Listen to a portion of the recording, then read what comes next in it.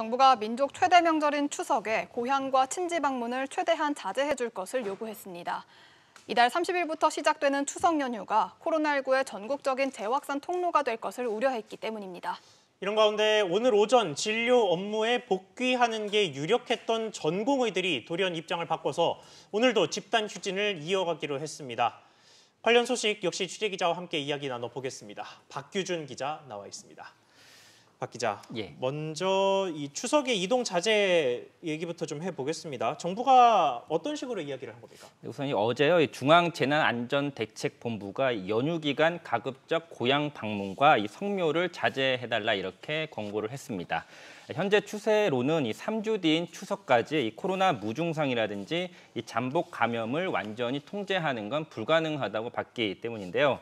사실 그동안 이 5월 달에 황금 연휴와 또 8월 달에 긴 여름 휴가 기간 동안에 이동량이 대폭 늘어나면서 코로나19가 전국적으로 퍼져 나갔기 때문에 이 추석 대이동으로 인한 재확산을 우려한 것으로 보입니다. 네, 그럼 당장 성묘나 벌초 같은 건 어떻게 할지 좀 고민이 될 것 같은데요. 네, 정부는 말씀하신 그러한 것들을 온라인이라든지 대행 서비스들을 활용해라 이렇게 권고를 내린 상황입니다. 이 온라인 성묘 같은 경우에는 오는 21일부터 이 복지부가 운영하는 이 하늘장사 정보 시스템이라고 하는 사이트를 이용하라고 했습니다. 이 사이트는 온라인으로 영정이나 헌화, 또 차례상 등을 꾸며놓고서 이 가족들이 고인에 대한 이 추모글을 작성할 수 있도록 돕는 서비스입니다. 이 벌초 같은 경우에도 산소를 직접 찾아가는 대신에 농협이나 산림조합 등의 대행 서비스를 이용하라고 권고했습니다. 네, 꼭 고향을 방문해야 하는 경우에는 또 어떻게 해야 될까요? 네, 고향 방문할 때 대중교통을 이용을 한다면 다소 불편함을 감수해야 될 것으로 보입니다. 이 철도를 이용한다면 이 창가 좌석만 판매하는 등 이 전체 판매 비율을 50%로 큰 폭으로 낮추기로 했고요. 고속버스나 시외버스를 이용한다라고 하면 이 창가 좌석만 예매할 수 있도록 권고됩니다. 또한 명절 때 방문을 많이 하는 이 노인 요양시설, 또 노인 요양병원 같은 경우도 예약을 한 뒤에 이 투명 차단막이 설치된 공간에서 비접촉된 상태에서 면회만 할 수 있습니다. 그렇군요. 자, 그리고 서울시 그리고 수도권의 사회적 거리두기 2.5단계가 일주일 연장돼서 여전히 시행이 되고 있죠. 좀 세부적으로 봤을 때 오늘부터 강화된 조치들이 있다고 하는데 어떤 것들입니까?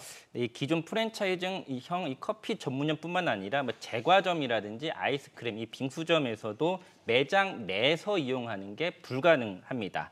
여기 추가 대상 매장만 2,176곳이 되는데 영업시간 무관하게 방문 포장 그리고 배달만 허용이 되는 겁니다. 또 서울 시내 포장마차라든지 거리 가게, 또 푸드트럭 같은 경우에도 밤 9시부터 다음 날 새벽 5시까지는 매장 안에서 음식을 먹는 게 불가능합니다. 그간 식당 등에서만 취식 금지 조치를 내리다 보니까 사람들이 포장마차 등으로 이용할 수 있는 사람이 쏠리는 이른바 풍선 효과를 차단하기 위한 조치로 보입니다. 네, 의료계 파업 소식도 좀 해보겠습니다. 이 전공의들이 오늘 오전에 복귀하는 게 유력했었는데 다시 이 집단 휴진을 계속하기로 했다고요? 그렇습니다. 대한전공의협의회 비대위는 어제 오전만 해도 단체 행동은 유보한다 이렇게 밝혔지만 다시 집단 휴진을 하기로 방침을 바꿨습니다. 내부 강성 전공의들과 의대생들 일부의 반발 때문인 것으로 보이는데요. 이들은 현재 원점에서 재검토하기로 되어 있는 의대 증원이라든지 공공의대 설립을 아예 철회하지 않는다면 파업을 계속한다 이러한 주장을 하고 있는 것으로 알려졌습니다. 결국 이 대한전공의 협의회 측은 오늘 오후 1시에 온라인으로 전체 전공의 대상으로 간담회를 진행한 뒤에 업무 복귀 실점을 다시 결정하기로 한 상태입니다. 또 의대생 같은 경우에는 이 대부분 올해 의사 국가고시를 보지 않기로 해서 의료 인력 수급에도 차질이 빚어질 것으로 전망됩니다. 네, 박 기자 잘 들었습니다.